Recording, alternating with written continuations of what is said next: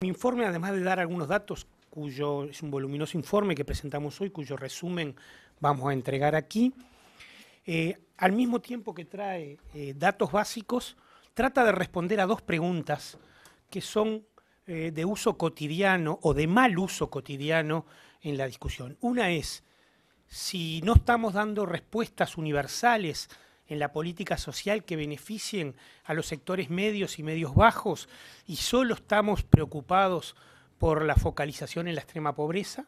Vamos a dar bastantes datos que muestran la falsedad de esta afirmación. Y la siguiente afirmación, que también es de dominio público de parte de los legisladores de la oposición, de que las personas que reciben transferencias del Estado no estudian ni trabajan. Las cifras generales de pobreza hoy, cerrado el primer semestre del 2012, la ubican en 12.1%, ¿no? Y de indigencia en 0.5%.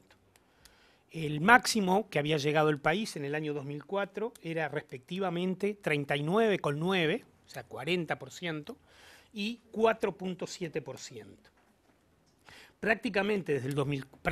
Desde el 2004 hasta hoy, todos los años ha tenido una reducción sistemática, siendo, digamos, el 2008 y el 2011 los 2 años de mayor pico de reducción. Entre 2006 y 2011, las personas que simultáneamente están por encima de la línea de pobreza y tienen 0 restricciones en los 5, no tienen ninguna de las 5 restricciones, aumentaron en 630.000 personas.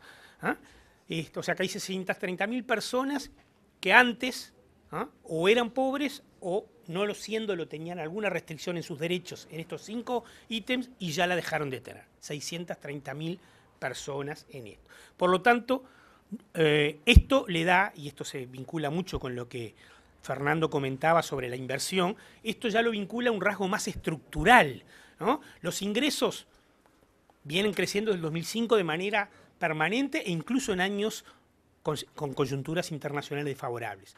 Pero en todo caso siempre tienen un cierto rasgo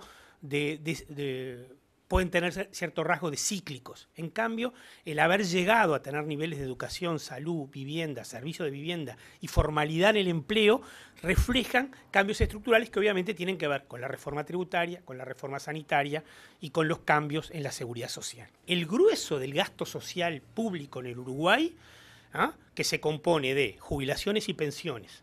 Recordemos que las jubilaciones están en los deciles medios de la distribución del ingreso. Solo 4.5 es la pobreza en el Uruguay para mayores de 65 años. O sea que el gasto jubilatorio claramente es un gasto que se orienta a hogares medios o medios bajos, como se le quiera llamar. El gasto en salud priorizó en la reforma de salud en el 2008 el ingreso de hijos de trabajadores formales que están también en los deciles medios y medios bajos de la distribución y no en los de extrema pobreza, y el impacto fiscal tanto de ingresos de jubilados como ingresos de niños y adolescentes al sistema de salud tuvo una distribución en la media de la distribución del ingreso y no en las colas, digamos, o en las puntas, digamos, ¿no? En tercer lugar, los salarios mínimos formales, tanto el salario mínimo nacional como los salarios por rama de actividad. Sobre esto informaba también el ministro Brenta. En el caso del salario mínimo nacional se multiplicó por 3 en términos reales, y en el caso del salario mínimo promedio de las ramas con salarios más bajos se multiplicó por 2 en términos reales. Hablo de vestimenta, servicio doméstico, trabajadores rurales, docentes, policías, digamos, ¿no? En algunos casos como docentes y policías por bastante más de 2.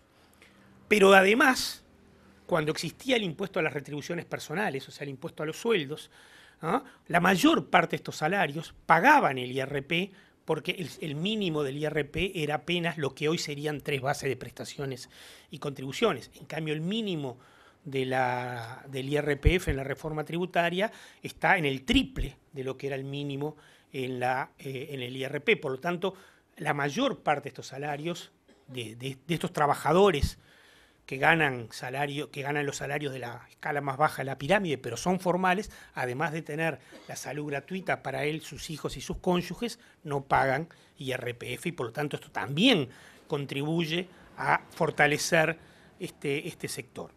Finalmente, el tercer punto es también la respuesta a ese cliché, digamos, de bajan la pobreza, pero la gente no se inserta en el mercado de trabajo. Esto, como lo voy a mostrar ahora, no es verdad, cualquiera sea cómo queramos identificar a este sector. El primer quintil de ingresos, los que están bajo la línea de pobreza, los que reciben transferencias monetarias del Estado. Cualquiera de estas tres definiciones que use, que son distintas porque hay gente que es común a las tres, pero son distintas, en todas hay incremento de empleo.